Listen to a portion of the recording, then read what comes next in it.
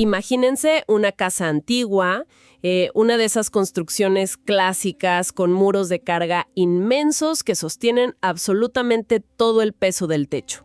De esas que parecen indestructibles. Exacto. Y bueno, los dueños deciden que es hora de modernizarse.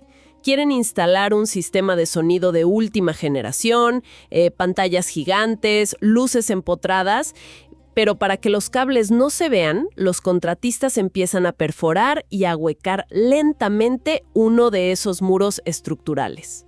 Claro, sacrificando la estructura por la estética. Totalmente. Pasan los meses y por fuera la sala queda de revista, pero el muro quedó hueco por dentro. Así que al primer temblor leve, uno que la casa original habría resistido sin problemas, el techo entero se viene abajo. Y el colapso no ocurrió por la fuerza del sismo, sino porque la integridad estructural ya no existía. Y esa desconexión, digamos, monumental, entre una fachada deslumbrante y una podredumbre fundacional, es exactamente la tesis central que plantea Patricio Menajé en sus notas y extractos del libro De tal palo tal astilla. Sí. Y el autor nos invita a ver esto a través de la historia. Nos muestra cómo las crónicas de los antiguos reyes de Israel y Judá no son solo textos antiguos, sino un diagnóstico clínico de las fallas del liderazgo actual. Así es. Demuestran una relevancia superactual. Y esa es precisamente la misión de nuestra exploración profunda de hoy. Dejar de lado la idea de que estos textos son registros polvorientos, vamos a analizar cómo el orgullo, la corrupción y el temor al qué dirán hicieron que líderes que prometían mucho terminaran desviando a toda una nación hacia la idolatría absoluta. Y cómo esa pérdida de equidad terminó llevando a 2 reinos enteros directo a la esclavitud. Ok, vamos a desempacar esto, porque todo arranca con un cambio de paradigma político gigante. La fuente nos explica que el pueblo pasa de un liderazgo espiritual, bajo los jueces, a exigir una monarquía formal. Querían un rey visible, sí, o sea, querían ser idénticos a las potencias vecinas. Que en el fondo, según el autor, era un rechazo total al gobierno directo de Dios, ¿no? Exacto. Es el síntoma originario de la crisis. Decidieron cambiar la soberanía de lo invisible por la seguridad de lo tangible. Al exigir un monarca, subordinaron la fidelidad espiritual al pragmatismo geopolítico. ¡Wow! ¿Y el primer resultado de esa demanda popular es Saúl? Un líder que llega al trono casi por aclamación estética. Era el candidato perfecto para la foto. Alto, imponente. Pero el libro detalla que el día de su elección, Saúl estaba escondido entre el equipaje. ¿En serio? ¿Escondido? Sí, sí.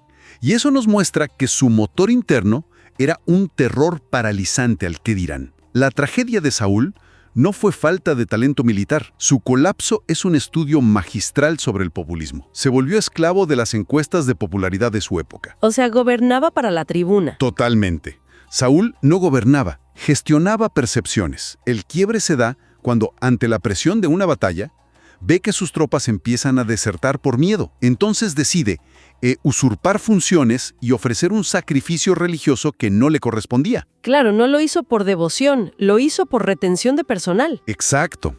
Su necesidad de mantener a la multitud unida fue más fuerte que su compromiso con la obediencia. Temía más perder a su audiencia que perder sus principios. Y cuando pasa eso, la brújula moral se desintegra por completo. Cambió la obediencia por el control de daños, básicamente. Y el texto contrasta esto con David, lo cual es súper revelador. David es un caso muy distinto. Sí, porque fue elegido desde el anonimato de los pastizales. Y, a ver, su historial está marcado por crímenes gravísimos. Hablamos del caso de Betsabé y Urías, cosas que hoy serían escándalos internacionales de corrupción y asesinato. Sí, atrocidades. Pero la fuente aclara que el enfoque no está en la ausencia de pecado, sino en la reacción de David ante la confrontación. Claro, ¿cómo reacciona el hombre más poderoso cuando un subordinado le señala su crimen? En el mundo antiguo, y bueno, hoy también, el líder absoluto suele justificar todo por razones de Estado, o simplemente elimina al mensajero. Pero cuando el profeta confronta a David, él no arma un comunicado de prensa para matizar los hechos. Hay una admisión frontal, ¿verdad? Sí, un quebrantamiento genuino. Él dice, pequé contra Dios. Y ese peso psicológico de admitir que no fue un simple error de cálculo, sino una transgresión real, es lo que permite su restauración. El arrepentimiento como antídoto al ego. Qué fuerte. Pero luego entramos en la dinámica de la herencia.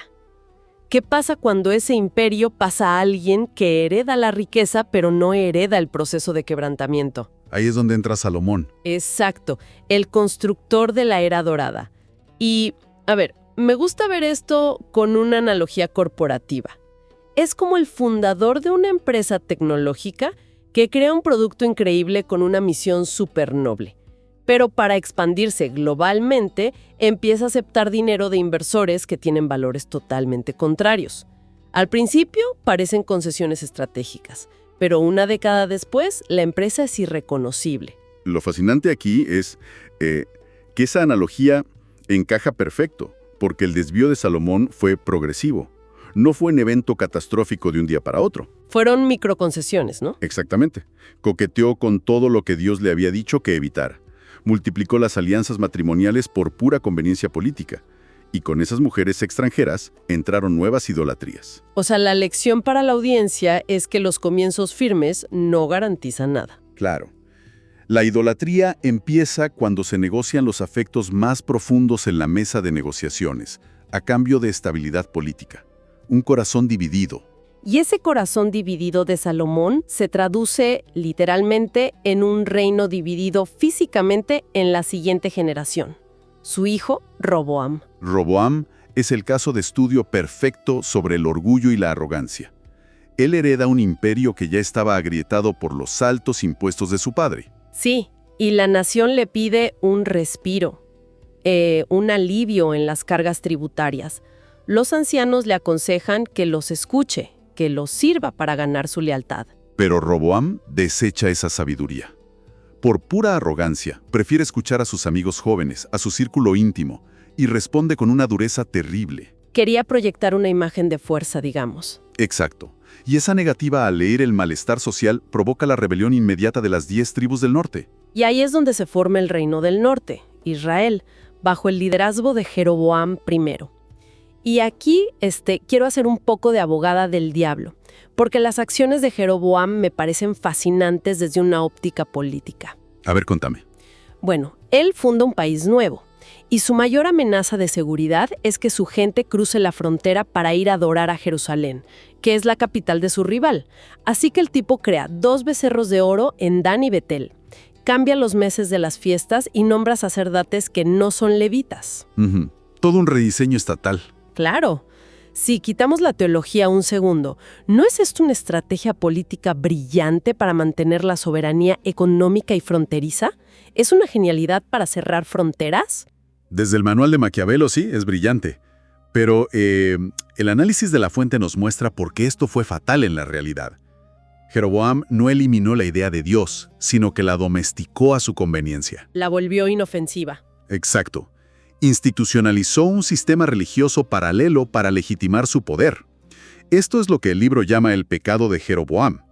Cuando la religión nace para proteger el trono, la fe se vuelve dócil, inofensiva y profundamente corrupta.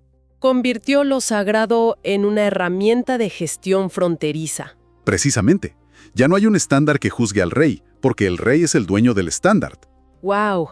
Y cuando el sistema está podrido desde los cimientos, los líderes que siguen solo pueden empeorar las cosas, que es lo que nos lleva a la idolatría absoluta en el norte, bajo reyes como Omri y Acab. Sí, Omri fue un gran estratega, Construyó Samaria y estabilizó la economía, pero espiritualmente fue un fracaso total. Y su hijo Acab fue muchísimo peor. Acab y su esposa fenicia, Jezabel. Ellos hicieron del culto a Baal la religión oficial del Estado y persiguieron a los profetas, como Elías. Y el texto enfatiza cómo esta corrupción espiritual destruyó por completo la equidad social. Totalmente. Porque cuando la brújula moral de un líder se rompe, la justicia social sale volando por la ventana. El poder corrompido usa las leyes como armas contra los ciudadanos más vulnerables.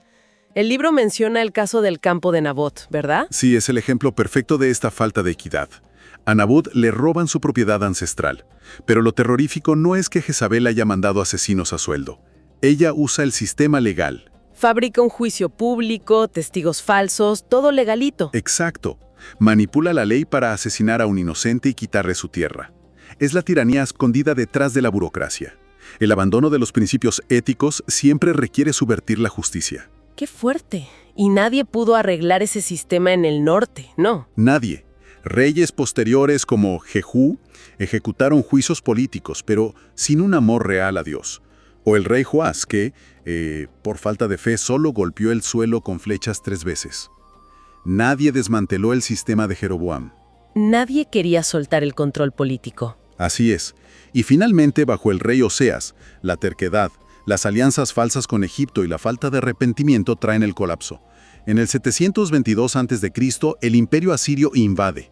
El reino del norte desaparece porque su pecado estaba en la misma fundación de sus instituciones. Fueron llevados cautivos.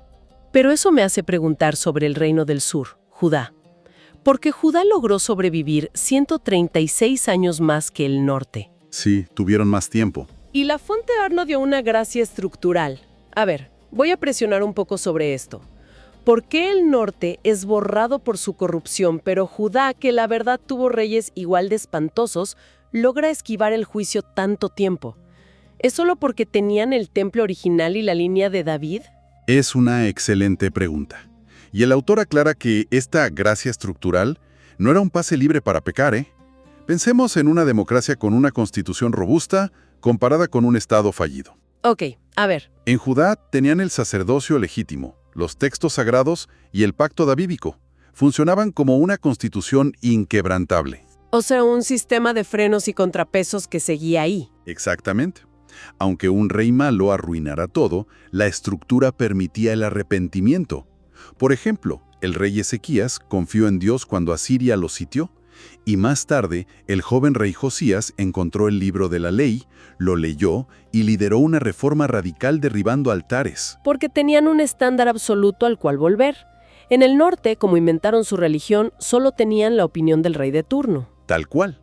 Si la estructura fundamental sigue ahí, la reforma es posible. Entiendo.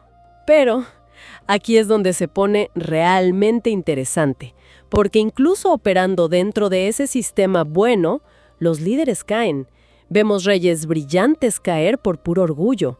La trampa del éxito, digamos. Es fascinante. Sobreviven a crisis horribles, pero la prosperidad los destruye. El autor nos da el caso del rey Usías. Usías fue un genio, ¿no? Innovación militar, prosperidad económica. Un líder brillante. Pero ese éxito lo cegó.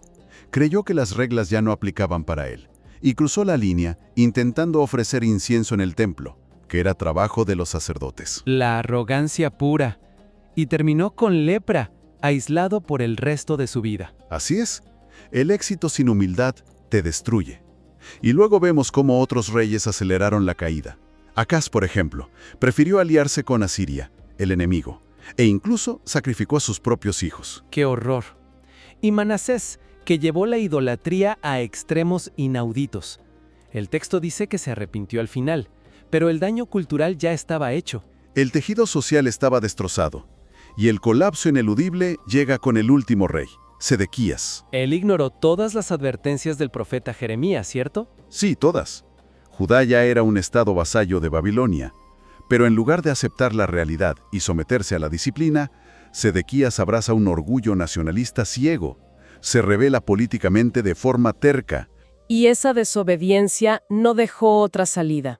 En el 586 a.C., Babilonia destruye el templo, quema Jerusalén y se llevan a todo el mundo a la esclavitud, al exilio. Exacto. La corrupción y el orgullo derrumbaron el edificio entero. Entonces, ¿qué significa todo esto para quienes nos escuchan hoy?